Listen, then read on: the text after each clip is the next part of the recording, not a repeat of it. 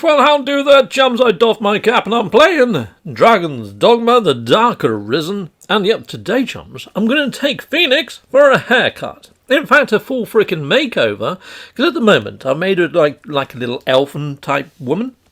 And although she looks pretty cool, she looks pretty fab, I often see other characters that look almost identical. So you know what? I'm going to make her look completely freaky. I'm going to go for a little red fire imp, considering she's called Phoenix, rising from the ashes and all that.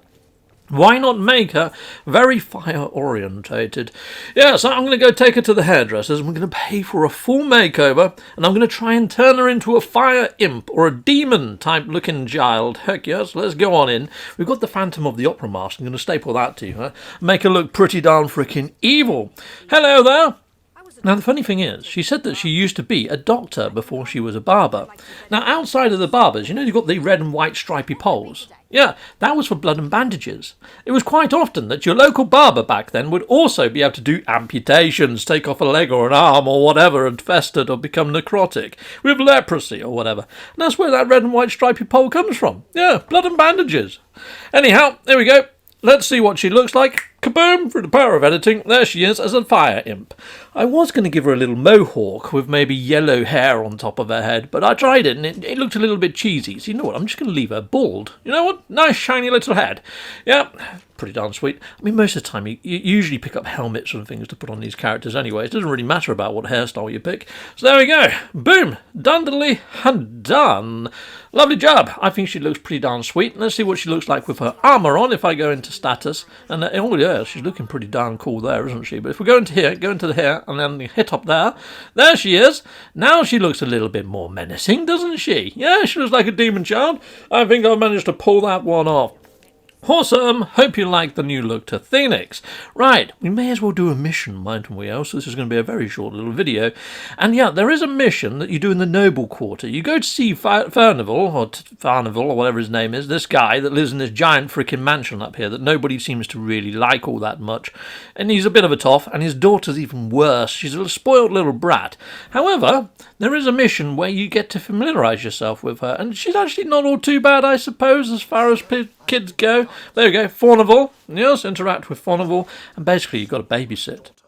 Basic premise. I've only met this guy a couple of times in shady alleyways, and he's given me a wake stone, and now he's trusting me with his daughter. Now, bear in mind, this guy knows that the dragon has stolen my heart. I'm cursed by the dragon, and at some stage I've got to seek it out to get my heart back. And I command these people called pawns that follow me around all the place, that seem to be brainwashed, like I'm some sort of cult leader, and he's just entrusted with me to become the babysitter, the chaperone for his daughter for the day. So yeah, so escort duty, and I've got to show Simone, this little freaky thing here, around the actual castle grounds. Yes, lovely haircut, missy. Right, okay, so what do you want to do first then, Simone? I'm all yours for the day. Yes. And no, I'm not your page or anything like that. So anyway, off you go. Oh, look at that little strut she's got. And she just pushes all my pawns out the way. Out the way? Freaking mental. Where's she going? Look at that little run. Eh. Oh, she falls flat on her face. Anyway, I'm going to speed this footage up, and she does actually fall over flat on her face. She bangs into that person, boom, there she goes. Anyway, she gets herself up, dusts herself off. She doesn't seem to cry about it, which is a good thing. She says hello to people as we go past, and you kind of get the gist that she's all right. She's just a pain in the neck and a bit annoying. But then, you know, most people are, including yourself when you were a kid. I know I was. Hello there. Right, next, what do you want to do? Oh, right, you've just picked out the fact that I can, you know, hunt and stuff. So now she wants to play a game of hide and seek. Brilliant. Okay, well, run and hide, and I will come and find you. Righty. Okay, now I did this years ago when the game first came out. And when I knew she run that way, so I knew she'd be somewhere down by the market. I doubt she would have gone to the Pawns Guild or gone anywhere down into the Black Cat area. So I figured she'd be somewhere around the market. So yeah, I figured I'd just check in all the doorways around here. So before I checked loads of places, before I thought of looking in the inn. The inn was the last place I went on the market square. I went round the outside and ended here. And there she is, over by the fireplace. So I knew where she was, because I remembered. Yes, because it was frickin' annoying. I just want to go out and kill creatures. I don't want to be frickin' babysitting this creature. Okay, right, brilliant. There you go, found you. Do I get a turn to hide? Can I go hide? No, you don't get a turn. It's all about her today and what she wants to do. Okay, well, let's do the things that you want to do. Come on, go on then. Right, brilliant. Yes, you're tired of this place. Me too. Go on, go do the next task. Yeah, she just pushes me out the way. Right, now I see that my characters have got this red sort of question mark above their head, so I figured, well, I'd have a word with them and see what they've got to say. But I tried to converse, and she walks off, so I'll try again. There we go. Hello? Yeah, lovely jubbly. Oh, it's going to be a long day, is it? All right, and she comes back and she shouts at me because I didn't keep up with her. All right, okay, all right, fine. You've got my attention, 100% of it. Go on, out you go. Let's go on to the next tasks. Now she wants to show me the market square, apparently. I opened the doors for you. Come on, little lady. Come on. Where are we off to now? And, yeah, look, she's got... You know that... I play No Man's Sky a lot, if you don't know, people. And there's these little bipedal guys that run around on planets. She's got the same sort of walk in a roundabout way. They're a little bit quicker than her. She's freaking slow as, isn't she? It's like a freaking snail in sludge. Come on! Or a toffee. Snail in toffee. Come on. Oh, yeah, or a slug in muck or whatever. Come on, keep going. Wow, she really is slow. Okay, well, we'll just go at her pace, shall we, chums? Awesome, there's my little phoenix there. She does look better, doesn't she, as a little red demon?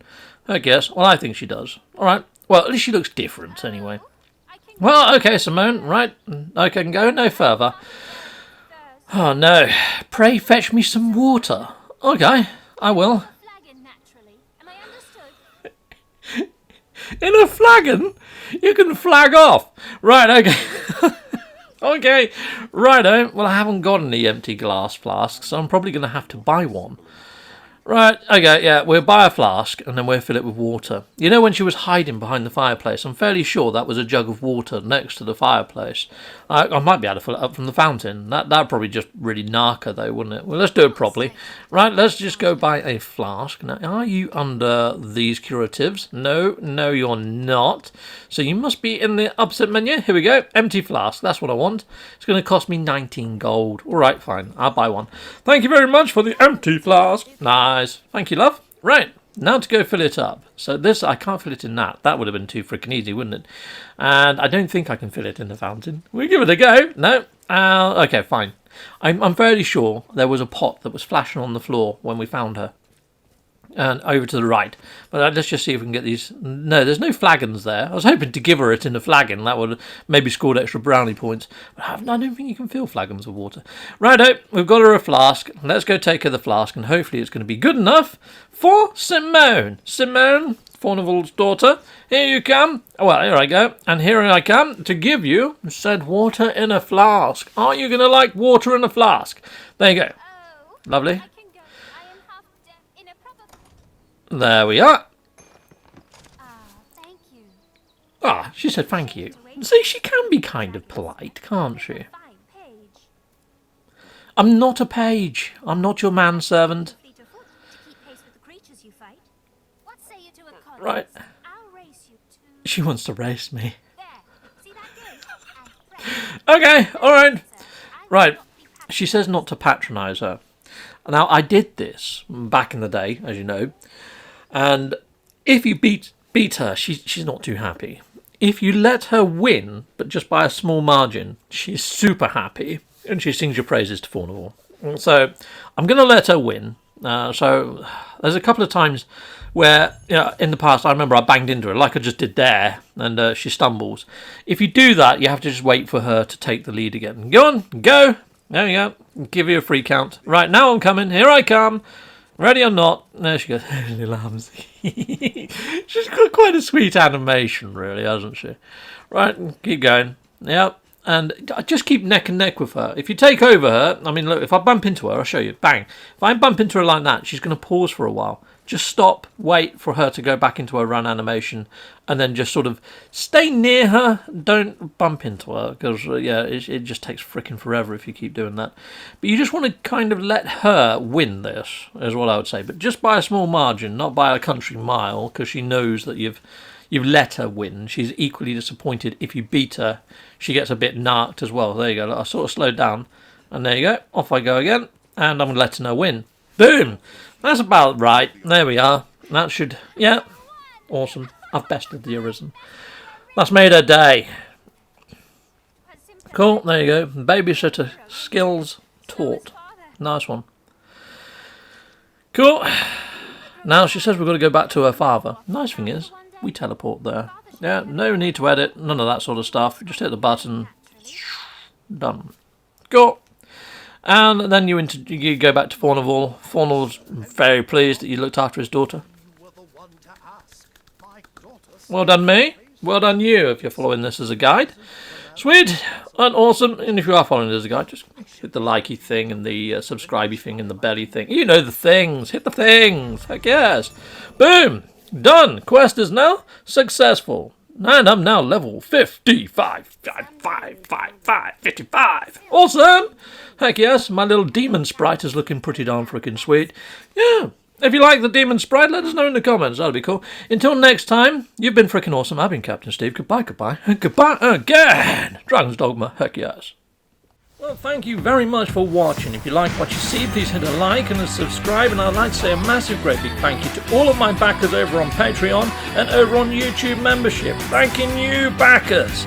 And if you want to support this channel, just don't skip the adverts. That throws revenue down my avenue. Or yeah, just stay with Captain Steve that little bit longer and hit something on this screen. There's merch here now too.